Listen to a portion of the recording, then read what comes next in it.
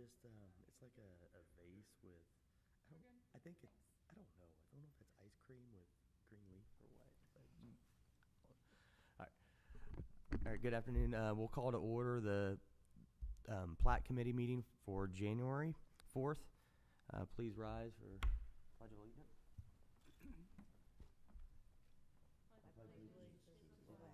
Of the United States of America, and to the republic for which it stands, one nation, under God, indivisible, with liberty and justice for all.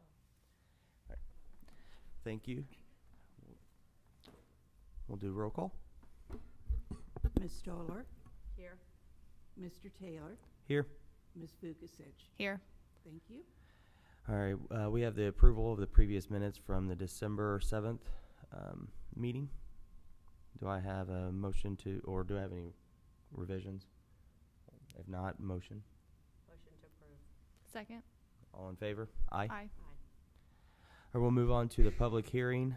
We have PP-22-20 Marketplace Towns. We have Bree.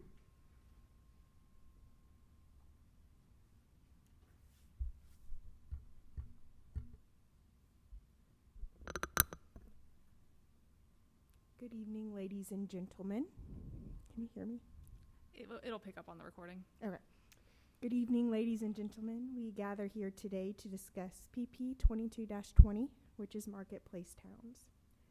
This is a 53-lot townhome subdivision with 5.27 acres. Here you can see the location indicated by the red box. It is located in Northern Fishers in the Marketplace Towns PUD.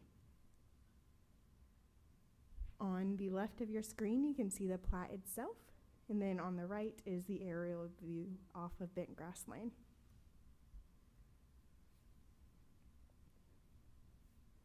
Bent Grass Lane is currently private, as well as the proposed new street on the other side of that first row of townhomes. These will be placed in blocks so that in the future they could potentially become public roads. There are also alleys that will serve these rear-loaded townhomes. Marketplace Towns proposes a perimeter path system for pedestrians. While a connection to the apartments was desired and requested, the apartments denied that request.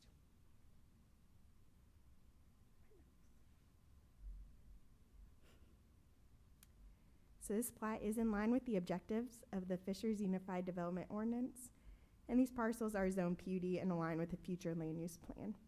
We do recommend approval as staff for PP 22-20 as it meets all local and state requirements. And we do have the petitioners available if you have any questions. Thank you, Bree. Does the petitioner have anything to add? Good evening, Tony Bagato with Lennar Homes, 11555 North Meridian Street, Suite 400 in Carmel. And nothing to add. We're just plat complies with the PUD and here for any questions. Does the committee have any questions? I have a question. She stated that the roads were private and could later become public. We just had a conversation about private roads before this. You know, what's the real intention for these roads and who's going to be maintaining them both now? I mean, when they're private, but what about 20 years from now? Yeah. So I can answer part of it, and then I'll let Tony answer some of the other portions. Because of the portion that is south of this particular property being private roadways, it does not make, we cannot put this section as being public due to connectivity. Okay. But we have, engineering has been working with Tony and his team on making sure that the roadway is designed according to the public standards for the public roadway. In addition, is there information in the plat that if the city does take this over to be public?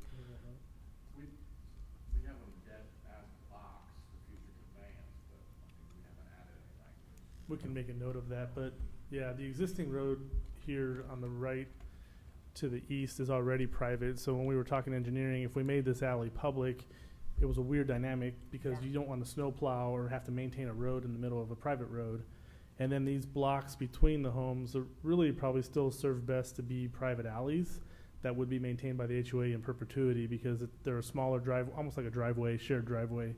So we did design the alley behind the townhomes to the width the city would need. When they take over bent grass, they would take the loop alley with it as well. That would be the intent. Okay.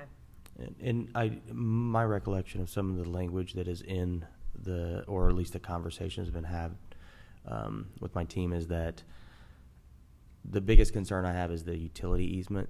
Whenever this does become public, that utility easement is vacated essentially, and there's not an exclusive easement for utilities. So making sure that the language in the secondary is reflective of that. Okay. And I believe Laura has some language that she's going to send off to you if she has not already done so. Okay.